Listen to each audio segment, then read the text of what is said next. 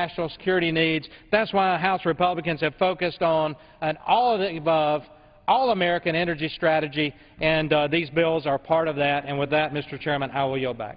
Gentleman yields back. Gentleman from Utah reserves. Gentleman from Florida is recognized. Thank you very much, Mr. Speaker. I'm very pleased to yield 2 minutes to the distinguished gentlewoman from California, my friend Ms. Capps. Gentlelady from California is recognized for 2 minutes. Thank you, Mr. Speaker, and thank my colleague for yielding. I rise in strong opposition to this rule and to the underlying bill. The so-called Offshore Energy and Jobs Act is nothing more than another old idea that will not become law. We voted on a form of this legislation every year since the majority has been in control of this House, yet the same thing happens every time. It goes absolutely nowhere. So instead of working on new, more sustainable energy ideas, we find ourselves here yet again, wasting our time on another misguided, destructive, and unnecessary drilling bill. I'm particularly dismayed that the bill yet again expands drilling in areas where voters have unequivocally said they don't want it. The 1969 devastating oil spill in Santa Barbara, California, galvanized our state against any more offshore drilling. That's why California permanently banned new oil and gas leasing in the state waters they control in 1994. This majority here, which gives lip service to respecting states' rights, has chosen yet again to override the will of voters in my district and my state by mandating immediate oil and gas lease sales off the coast of Santa Barbara and Ventura counties, despite our well-known, long-standing bipartisan opposition. Later this week, I'll be offering an amendment to strike these provisions, and I appreciate the Rules Committee for making my amendment in order. But expansion of drilling in Southern California only scratches the surface of what's wrong with this bill. Simply put, it's a solution without a problem. Drilling, both onshore and offshore, has been expanded rapidly in recent years, showing no signs of slowing down. Last year, domestic oil production was higher than it was at the end of the Bush administration, and oil production in the United States increased more last year than at any point since the inception of the oil industry in 1859. The Obama administration has offered and continues to offer millions of acres of public lands offshore for oil and gas exploration and production. Yet despite this expansion, nearly 85% of the offshore— I yield the gentlelady an additional 30 seconds. The gentlelady from California is recognized for 30 seconds. Yet despite this expansion under the Obama administration, nearly 85% of the offshore acreage already under lease by the oil industry is not producing. Instead of recycling bad ideas and expanding drilling in areas where voters don't want it, we should be working together on a responsible, clean energy policy for the 21st century. This bill is just more of the same dirty energy policies of the past. I urge my colleagues to reject this rule and reject the underlying bill, and I appreciate the extension of time. I yield back the balance. Gentlelady yields back. Gentleman from Florida reserves. Gentleman from Utah. I'm reserving. Gentleman from Utah reserves. Gentleman from Florida. Very good. Gentleman from Florida is recognized. Thank you very much, Mr. Speaker. I'm very pleased to yield 2.5 minutes to the distinguished gentleman from Oregon, my good friend, Mr. DeFazio. Gentleman from Oregon is recognized for 2 minutes. I thank the gentleman for yielding. I'll have a lot to say about the deficiencies of these two bills over the next 2 days. But today, the Republicans are purporting two things: lower gas prices and reduce the deficit. Now, they would have us believe this bill would do that. They're saying high gas prices are due to the fact there's not enough offshore oil drilling. Well, nothing could be further from the truth. There's actually a glut of oil in the Gulf region. It's all waiting in storage because, oh, the refineries are doing routine maintenance. Why are they doing that? Well, because it's the height of the driving season for the American people. Therefore, they can gouge the consumers by pretending, oh, there's just no other time we could clean the refinery. And it doesn't have anything to do with oil supplies. It has to do with a lack of refining capacity artificially manipulated and speculation on Wall Street. Secondly, they say they're addressing the deficit. This is going to provide additional revenues in the future. Well, in fact, they are so concerned about the deficit, they would not allow an amendment I attempted to offer, supported by a number of West Coast members, the 3 governors of the western United States, that would have protected the West Coast from the mandatory drilling in this bill.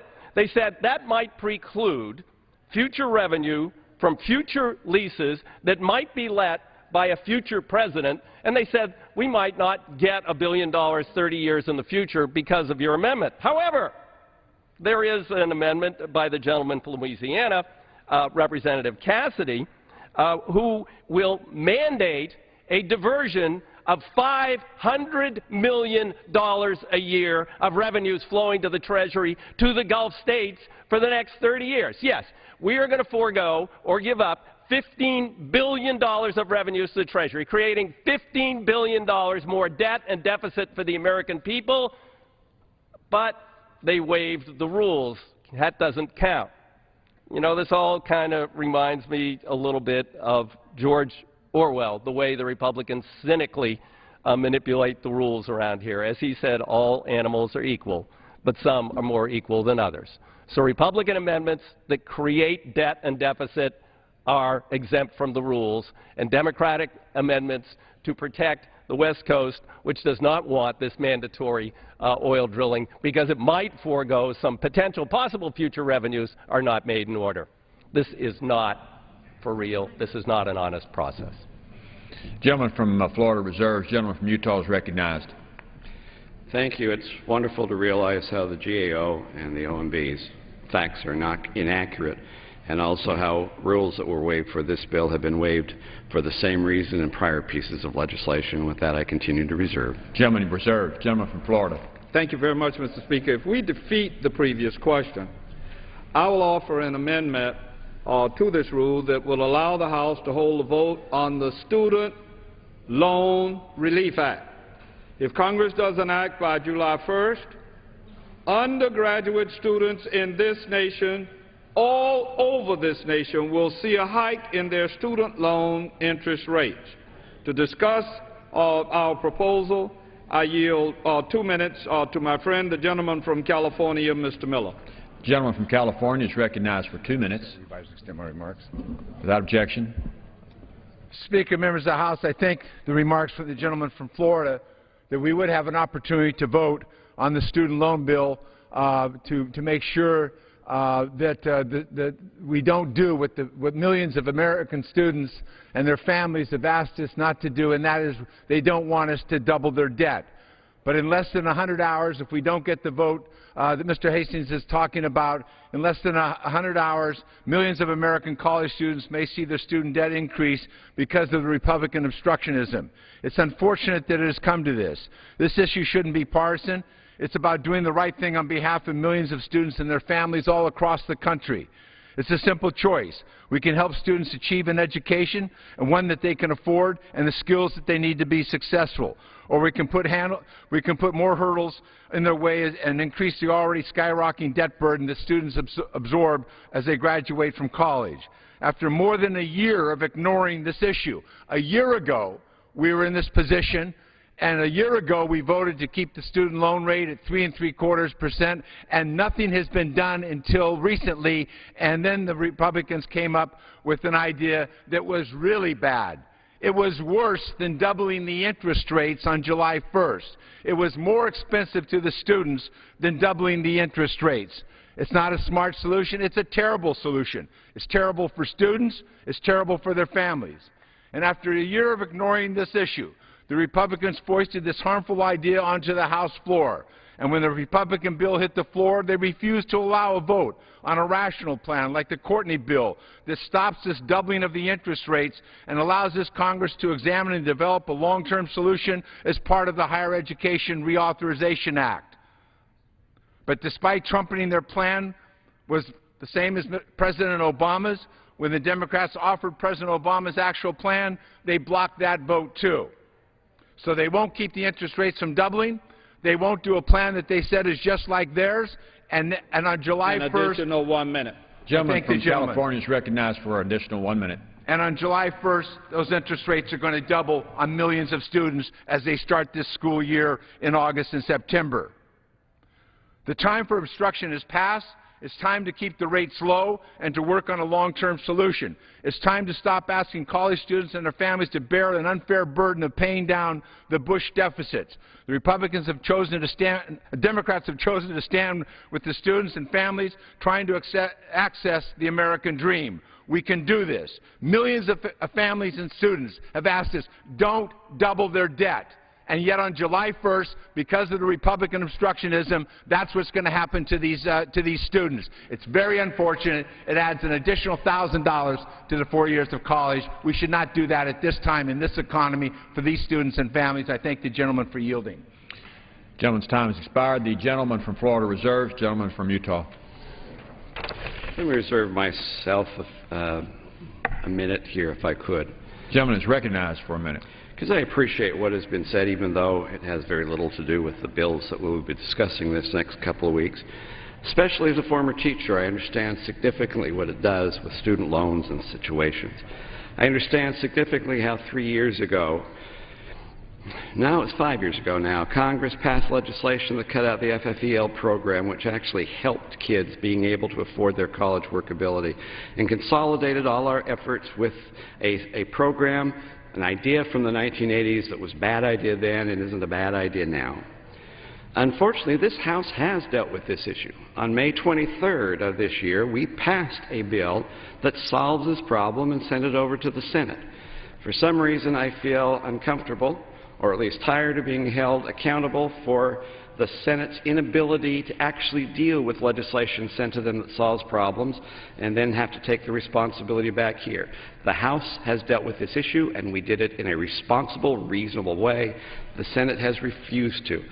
So often what we found as gridlock here is not necessarily between Republicans and Democrats. We pass a whole lot of bipartisan bills on this floor. It's between the Senate and the House. I wish it were different and we could compel the Senate to act responsibly, but the Senate has not and the House has. With that, I reserve the balance of my time. Gentleman reserves. The gentleman from Florida. Thank you very much, Mr. Speaker. Mr. Speaker, I'm very pleased to yield 1.5 minutes to the distinguished gentleman from Iowa, my friend Mr. Lovesay. The gentleman from Iowa is recognized for a minute and a half. Thank you, Mr. Speaker, and I do appreciate the gentleman yielding to me. I rise today actually to speak about an issue that I think we should be addressing today and at this very moment. With student loan interest rates set to rise in only 5 short days, the time to act is now. It's unacceptable that we have not yet brought up a bill for a vote that can be passed by both chambers and signed into law.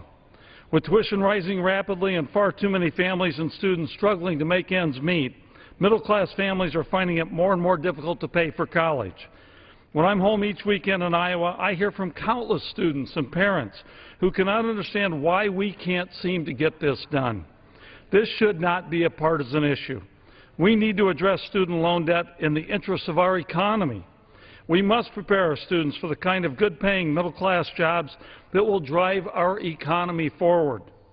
And we must do so in a way that does not saddle them with a lifetime of debt that prevents them from fully participating in the economy. I could not have gone to college and would not be here where I am today without low-interest student loans and other financial assistance programs that were available to me. It's critical that we get this done now, and now in all capital letters.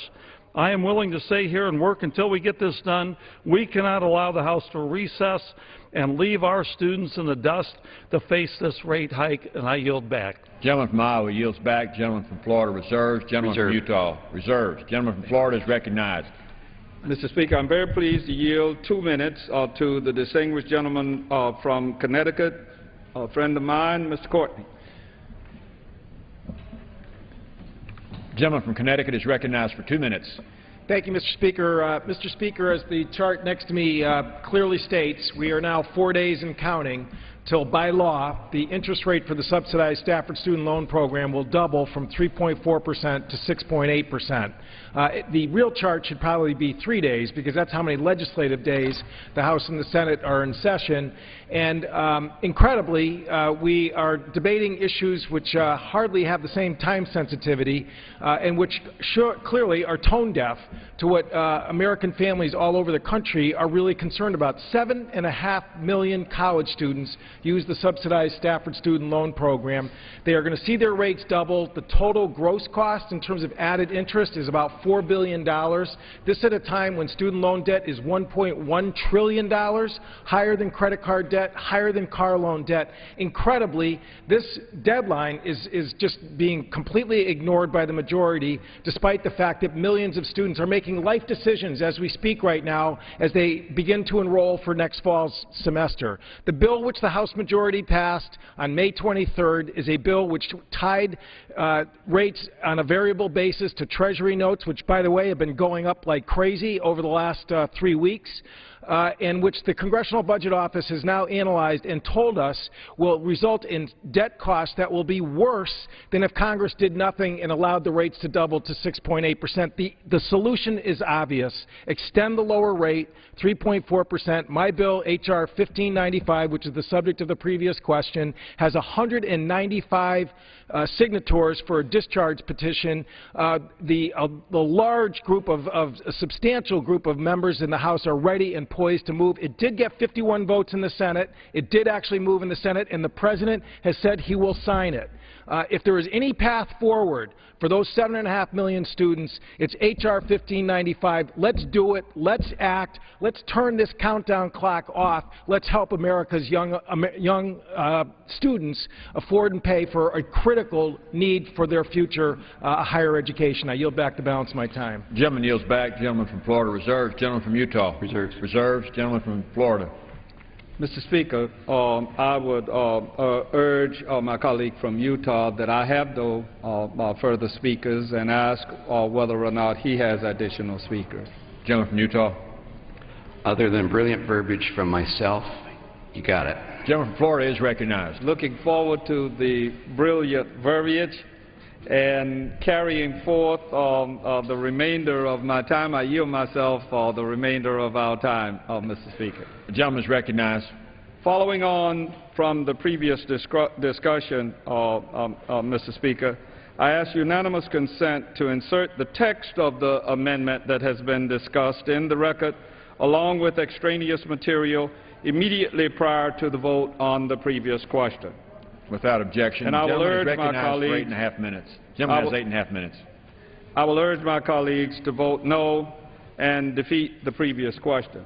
I'm tempted to take the 8.5 minutes and perhaps not offer as much brilliant verbiage, but at least to add, without hyperbole, the continuing concern that all of us should have. I agree with my friend from Utah when he points to the fact that there has been legislation that has come out of the House of Representatives regardless of who was in the majority, and it has gone over to the other body, and nothing has transpired. But when the American people look at Congress, they are not looking just at the House of Representatives or just at the United States Senate. It is all of us. And it is our responsibility here in the House, particularly as the body that has the Ways and Means Committee that generates the financial circumstances of this country that ultimately are voted on. It's our responsibility, in my judgment, to undertake to answer one simple question regarding this loan thing. Why is it that college students are going to be required to have loan obligations that raise their loans from 3.4 to 6.3%, when Bank X and Bank Y can borrow money from each other for little or nothing at all? That does not make any sense. We can't do these children this way in this country, and we have an absolute responsibility to all of them to give them the opportunities that many of us had. People here in this House that have come here by way of student loans, and some of them have had those opportunities. Why not give these children that chance? Mr. Speaker, the most common critiques of this Congress have been partisanship and dysfunction. This rule today for these three bills shows that the Speaker and Majority Leader are perfectly content with that characterization of their work. Congress doesn't have to be this way. It wasn't always like this. It wasn't like this when I came here in 1992. It was not like this for the greater portion of a decade after I came here in 1992. Instead of appointing budget conferees, instead of passing a farm bill in a bipartisan way, instead of fixing the pending student loan interest rate, instead of replacing the sequester that has demonstrably all over this nation hindered our economic recovery, and instead of preventing us from yet another game of chicken, which we will be doing sometime in the fall over the debt ceiling, we are considering 3 purely political bills that will only create more partisanship among us, and I might add, ain't going nowhere. Mr. Speaker, Congress can and must do better. I urge a no vote on the rule and yield back the balance of my time. The gentleman yields back the balance of his time. The gentleman of Utah is recognized.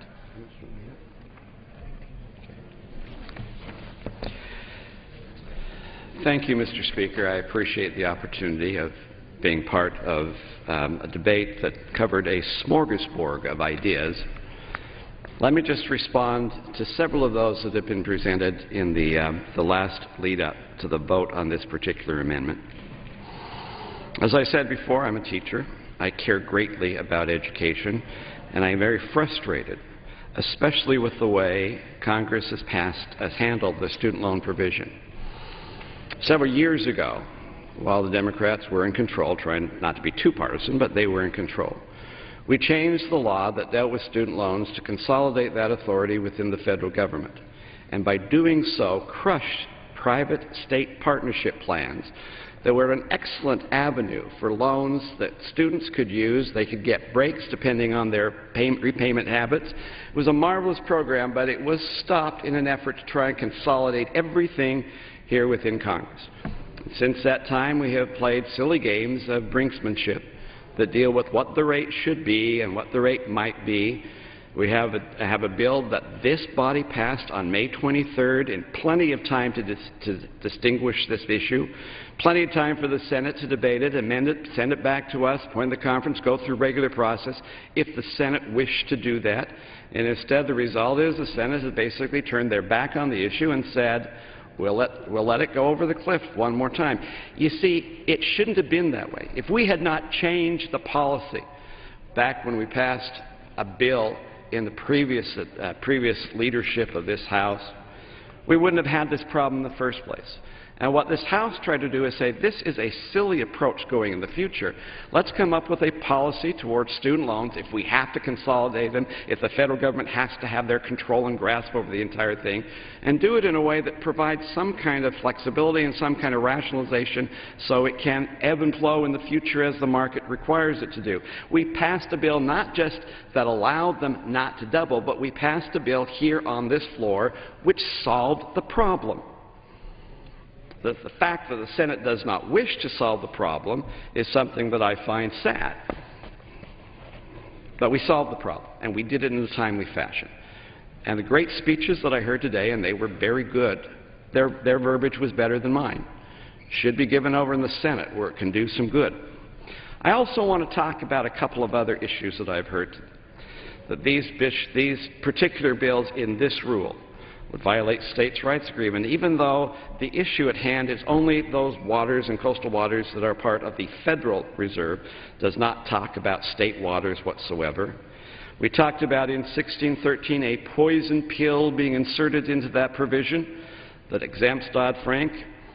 Somehow I wish we could actually go back to the person who actually inserted that provision in there, because it was Secretary Hillary Clinton. That's part of the negotiations we did as a country with the Mexican government, and it's logical that that is in there because it gives some protection to U.S. companies if that language was not in there that could be forced either to violate federal laws or violate foreign laws and face civil penalties or cease to operate in foreign countries. I can understand why the Secretary of State at the time did negotiate that portion that is in there. That's not a poison pill. That's simply what is in the negotiated settlement. All we are doing with this bill is enacting it. putting it into place and allowing us to move forward with what has simply been negotiated on resource areas that straddle international lines. I'm also somewhat frustrated with the statement that we, might as well use the leases that we currently have. I am also frustrated because we have had a great deal of increase in production of oil and gas, and it's all happened on private and state lands. I happen to represent a state that has almost 70% of it controlled by the federal government. I have enormous amounts of resource potential in my state, but it is controlled by the federal government. So even though areas where private property and states have been able to increase the revenue, to their states and increase the total amount of petroleum productions that we have, my state has seen the exact opposite. If you go onshore to the areas that are controlled by this administration, the federal lands, the amount of parcels that have been offered since 2005 are down 88%. The amount of acres that are offered for development of resources are down 85%. And what is most sad, the amount of revenue that is produced both to the state and to the federal government from onshore development since 2005 is down 99%. A lease is simply not, as been stated, a green light to start drilling. A release simply says you start the process. And part of the problem with the releases, both onshore and offshore, has been the inability of the federal government to do so in a reasonable fashion. On onshore lease development, there is regulation that says it must be done in a 6-month period of time to move forward from the initial sale into which the lease is then offered so the company can start its drilling process. And yet in a survey done by GAO, 91% of the time that 6-month standard has not been met onshore. Part of the bill, 2231, is a reorganization of the administrative function that deals with how these leases are developed and how they proceed going forward. By taking one agency which has had a very poor record and dividing into 3 with specific responsibilities, we think we can streamline this process and make sure that what we are doing on the Outer Continental Shelf is far more effective than what we're doing on federal lands onshore, where all we are having is stalling, delays, and a lack of production and a lack of revenue coming from them. It was once asked of the chairman of the Resource Committee if he had a better idea to do it. In all due respect, he has a better idea. That better idea are the 2 bills before us right now, 2231 and the other bill, which is 1613. Those are good ideas. They will move us forward. They are the things we ought to do to prepare. And I think it's a great rule that is allowing that and allowing the appropriation bill to come through in an open rule, allowing anyone who has an idea that he or she wishes to bring to the floor the opportunity to do so. With that, this is a fair rule. It deals with an appropriations process as well as 2 bills that are good bills, that will help people. Especially after yesterday's speech, we should have an energy policy in this company aimed at helping middle-class Americans, not one that simply says, especially if you're poor, freeze in the dark. That's the best thing we're going to be able to do it. These bills move us forward. We should vote for them. And with that, having failed at my effort to give you good verbiage, in which case I'm sorry you're holding the cane there. Hopefully you're using that only to navigate around this floor and will not become a weapon in the future. I yield back the balance of my time and move the previous question on the resolution. Both sides having yielded back their time. The question is on ordering of the previous question on the resolution. Those in favor say aye. Those opposed, no. Opinion of the chair, the ayes have it. Mr. Speaker, I ask for the yeas and nays.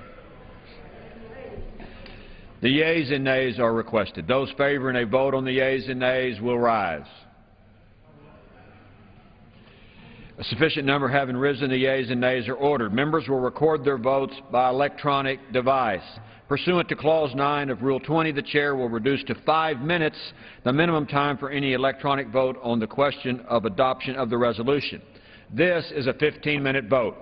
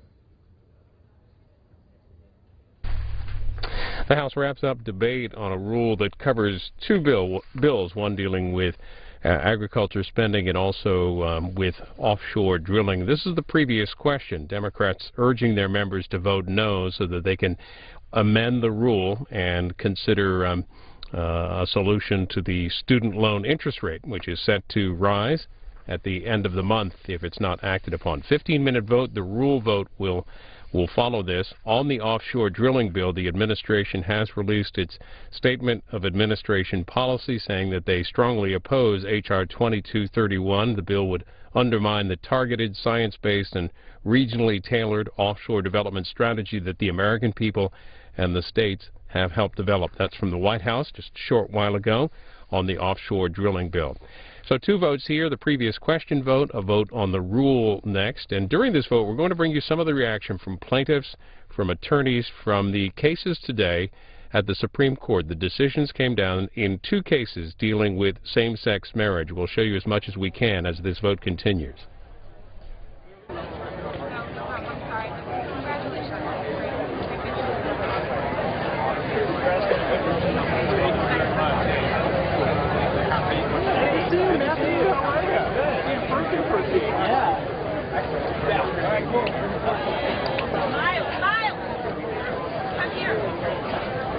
I am Reverend Rob Schenck, S-C-H-E-N-C-K,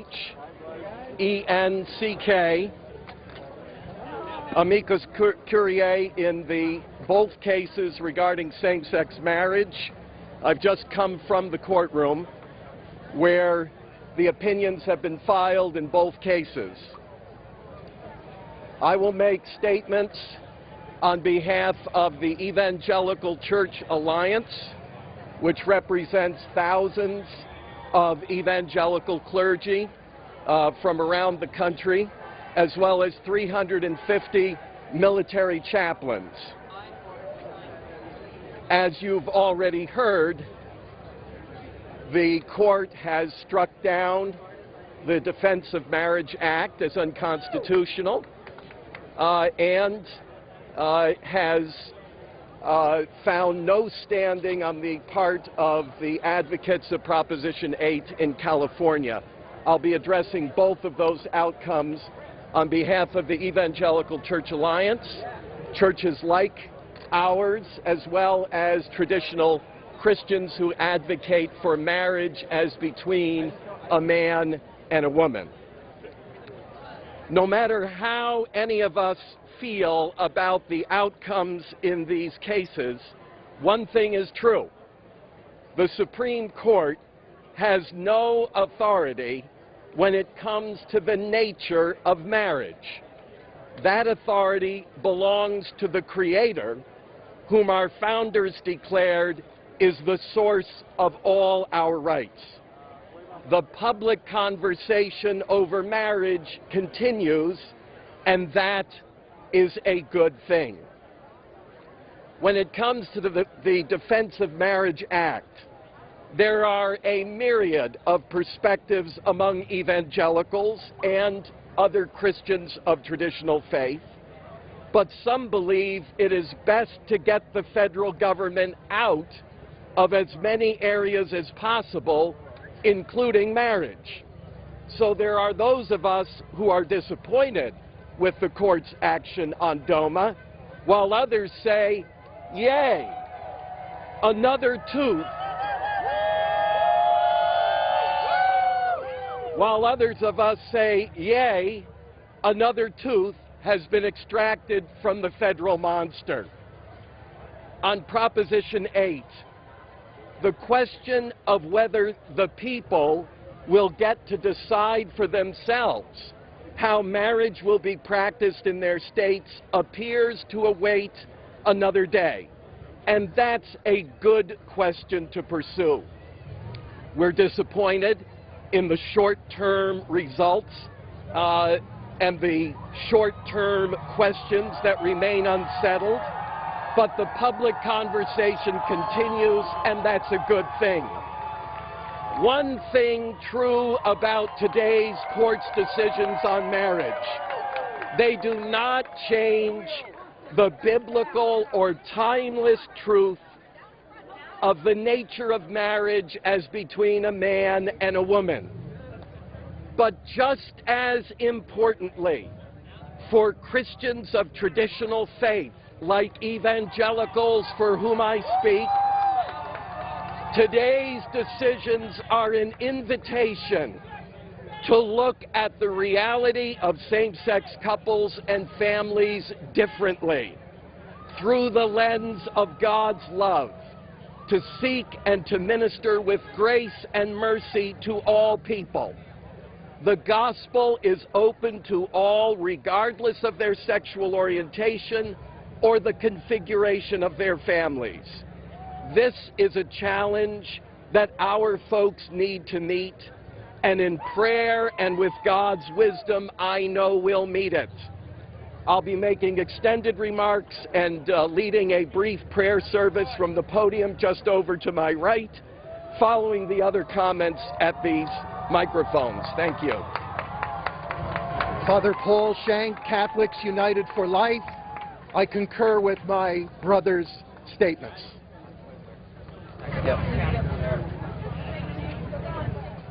Reverend Rob Shank, S-C-H-E-N-C-K, Chairman, Evangelical Church Alliance. My name is Jennifer Kearns, spelled K-E-R-N-S. I was the official spokesperson for Prop 8 in California. I am here today on behalf of the 7 million voters in the state of California who voted for Proposition 8. I am here today because the state of California has a system of direct democracy. More than 7 million voters voted for Proposition 8 in 2008, and more than 10 million voters in the mid-1990s voted for Proposition 22.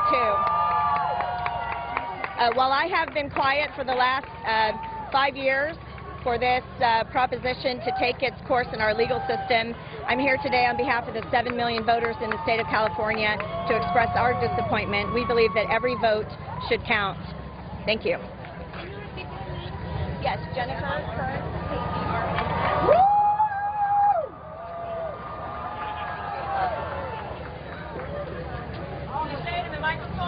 Yes.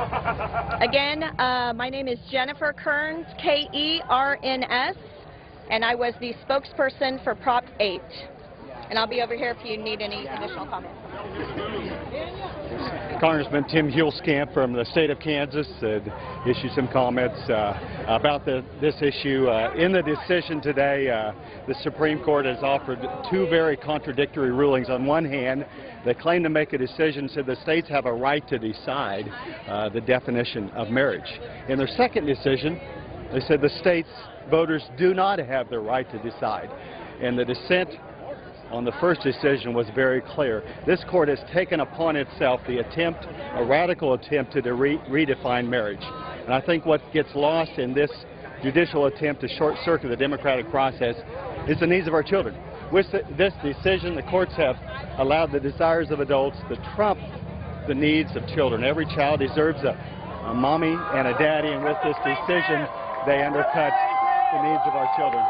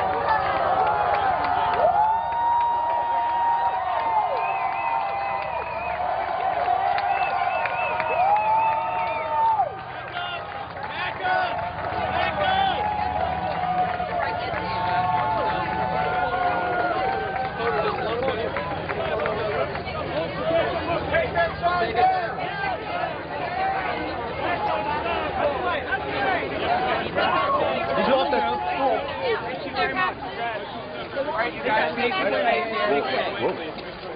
back, step back. No, let everybody get in order. Yeah, just pause so everybody's here. Let's create some room. Let us just create some room, Adam. Let's create some room.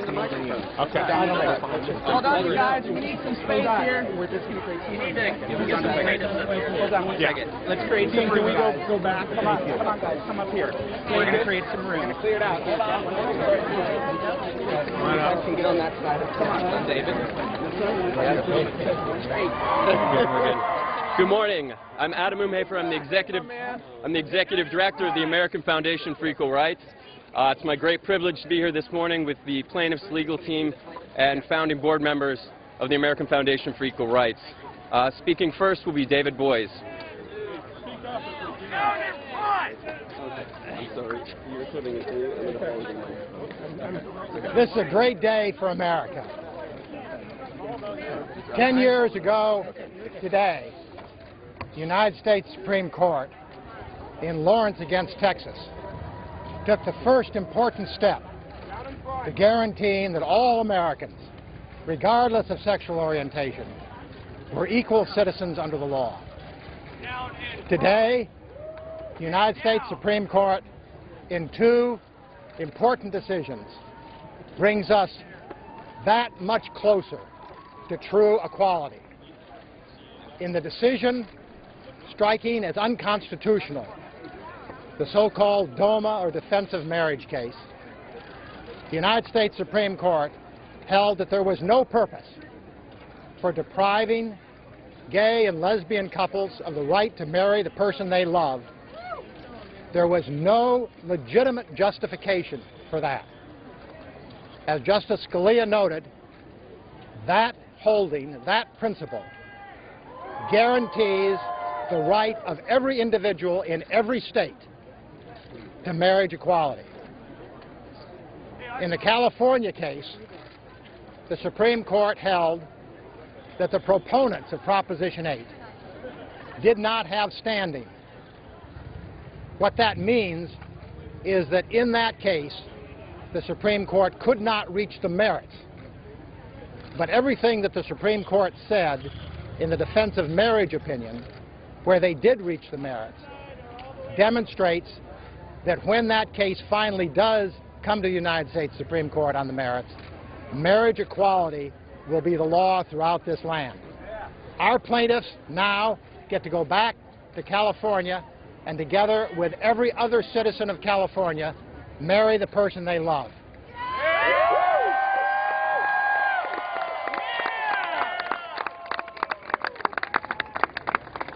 And the next step is to translate the promise that was in Lawrence and that was reaffirmed today in the DOMA case, that every citizen in every state has the right to marry the person that they love.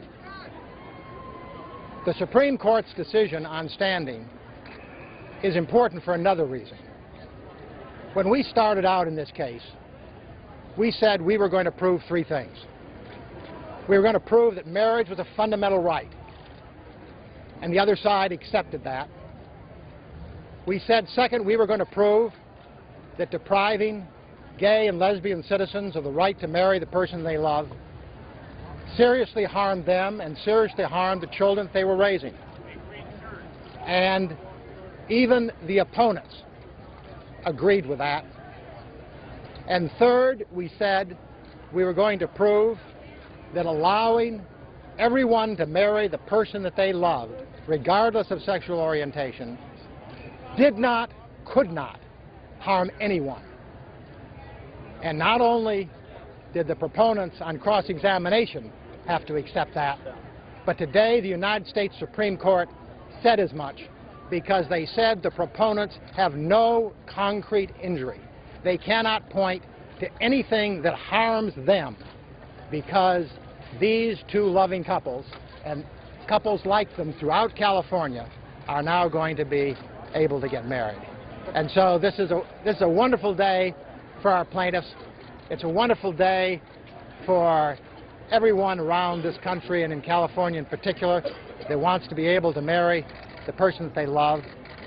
But it's a wonderful day for America because we have now taken this country another important step towards guaranteeing the promise that is in our Constitution, in our Declaration of Independence, that all people are created equal, that all people have the inalienable right to life, liberty, and the pursuit of happiness.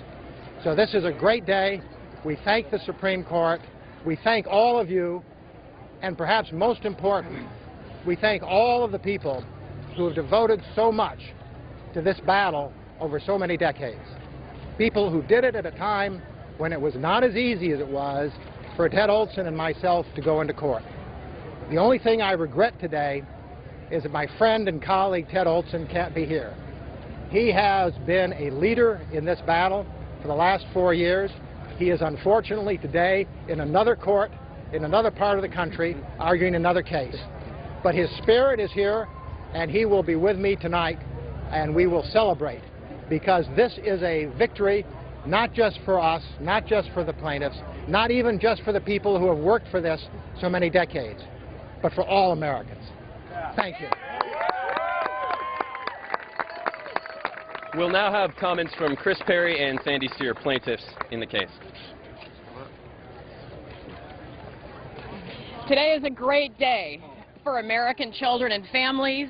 Sandy and I want to say how happy we are, not only to be able to return to California and finally get married, but to be able to say to the children in California, no matter where you live, no matter who your parents are, no matter what family you're in, you are equal, you are as good as your friends' parents and as your friends. We believe from the very beginning that the importance of this case was to send a message to the children of this country that you are just as good as everybody else, no matter who you love, no matter who your parents love. And today we can go back to California and say to our own children, all 4 of our boys, your family is just as good as everybody else's family. We love you as much as anybody else's parents love their kids, and we're going to be equal. Now we will be married, and we will be equal to every other family in California. Thank you. You know, today we also want to say thank you to all of you. Thank you to our supporters. Thank you to our amazing lawyers. Thank you to the Constitution. And thank you to justice that was served today in this court. It was an amazing day. We thank the justices for overturning DOMA. It's so important for us and for all families. And we thank the justices for letting us get married in California. But that's not enough. It's got to go nationwide. And we can't wait for that day. It's not just about us. It's about kids in the South. It's about kids in Texas. And it's about kids everywhere. And we really want to take this fight and take it all the way and get equality for everyone in this entire country. Thank you all. It's been a pleasure and an honor to represent you.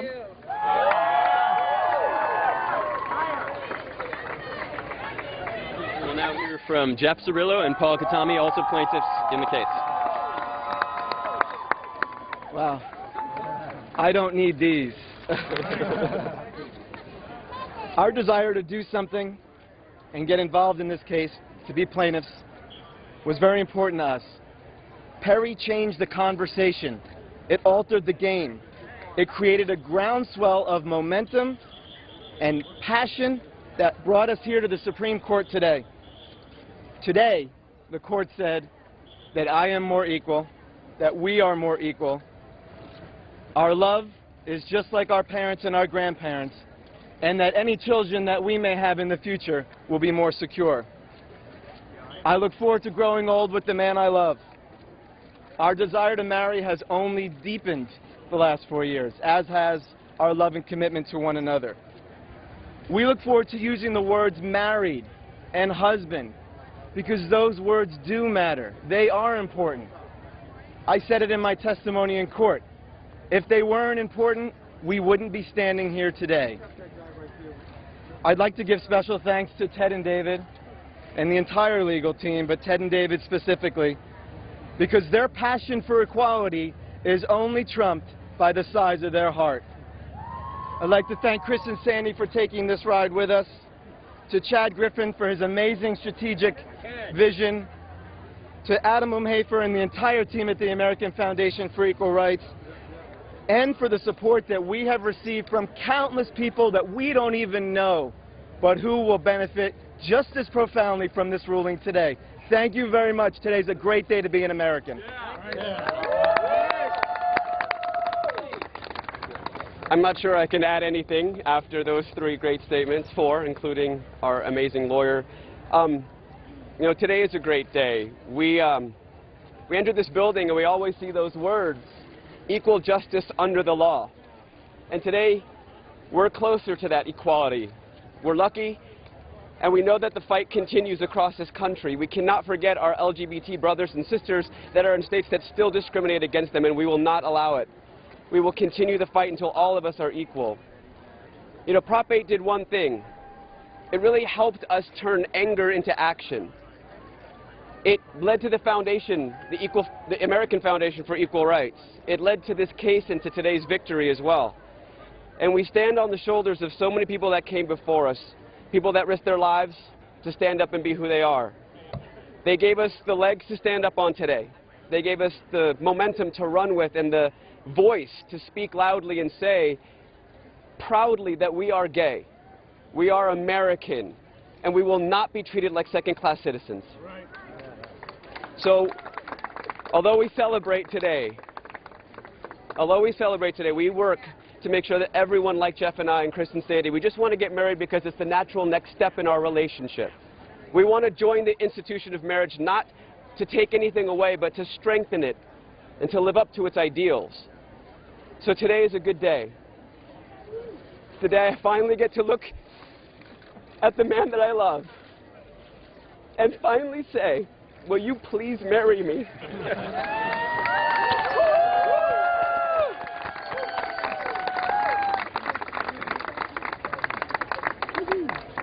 We'll now hear from AFER co-founder and current president of the Human Rights Campaign, Chad Griffin. Thank you very much, Adam, and thanks to these incredible plaintiffs and to the legal team led by Ted Olson and David Boies. What a magnificent job they have done representing thousands upon thousands of people in California and ultimately around this country. You know, thanks to these historic decisions today, we are one step closer to finally realizing those words inscribed upon that building behind me. Equal justice under law. And today, at long last, this nation has wiped away the shame of Proposition 8 and the discriminatory Defense of Marriage Act once and for all. But the work of equality is far from complete.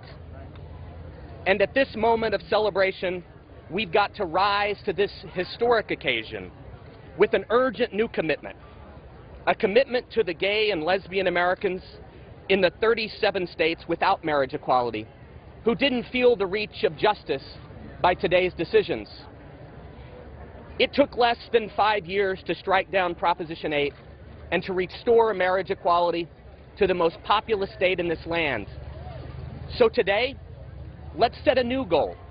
Within 5 years, we will bring marriage equality to all 50 states in this vast country.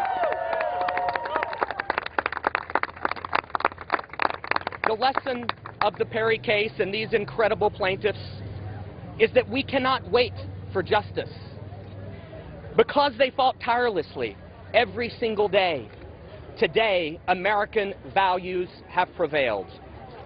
Now it's up to us to make this historic victory reach each and every corner of this country. Because while marriage equality will soon return to California, loving and committed couples in places like Hope, Arkansas, or Altoona, Pennsylvania, will still be waiting for justice, and every moment of delay has real-life human consequences. Because every day in these places, a child is born, a parent dies, and the person you love may be rushed to the hospital. And the inability to access these basic protections of marriage destroys families and ruins lives. So make no mistake about it. Tomorrow is certainly a new day, but the sun will still rise on an unequal country. And we've got to commit to fight like we've never fought before. Because at this moment, apathy and passivity are no better than bigotry. In state legislatures, at the ballot box, in Congress, and yet what was so clear today, again in our federal courts, this movement for equality will advance on all fronts like we've never advanced before. And I promise you, in the end, equality, fairness, and basic human dignity will prevail as it has so many times in this country's history before. Thank you very much. Finally, we'll hear from Theodore Boutros, counsel from Gibson, Dunn and Crutcher, and then we'll take a few questions. Thank you, Adam. I'm here for it's B-O-U-T-R-O-U-S. I'm partner at Gibson, Dunn and Crutcher. My law partner, Ted Olson, is in court, as David mentioned, so I wanted to say a few words. First of all, Proposition 8 is dead. Let's let the weddings begin. People can get married in California. This is a great day for America. And the two decisions together, I have copies, really pave the way for what Chad Griffin just said, marriage equality in this country. Now with California back, with marriage equality back in California, 40% of the population of the United States is covered by marriage equality. And the DOMA decision, the framework that is laid out by the court in DOMA, paves the way for striking down marriage restrictions across this country. So this is a huge day, and we're so pleased, and it's a great day for the Supreme Court. The court has demonstrated its commitment to equality and justice and fairness, found that gay and lesbian citizens cannot be treated unequally, cannot be treated like second-class citizens. That's a fundamental point, and it's going to carry the day. The wave that started 4 years ago in this country towards equality just got way bigger, and it's going to sweep this country. The nays are 194. The previous question is ordered.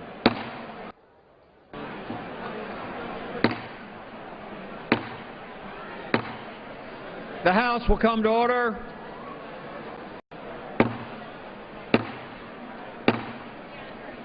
The House will come to order.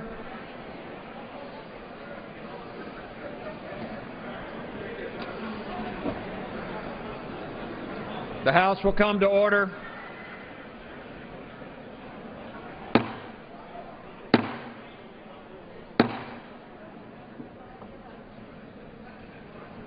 The House will be in order.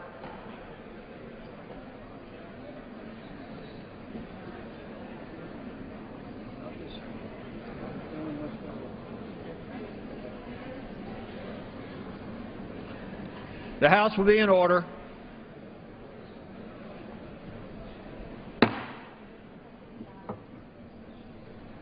What purpose does the gentlelady from West Virginia seek recognition? Mr. Speaker, I seek permission to speak out of order for 1 minute with unanimous consent. The gentlelady is recognized. Thank you, Mr. Speaker, and to my colleagues. Tonight is a very exciting night for the women of the House, the women's softball team of the House, and the men of the House, and really all families across America for our 5th annual women's softball team. Now we have our game is tonight at 7 o'clock at Watkins Field. I am the co-chair of or co-captain of the team with my esteemed colleague from Florida. And we have trouble agreeing on a lot of things, but I know everybody in this room today will want us to win because our opponents are the press.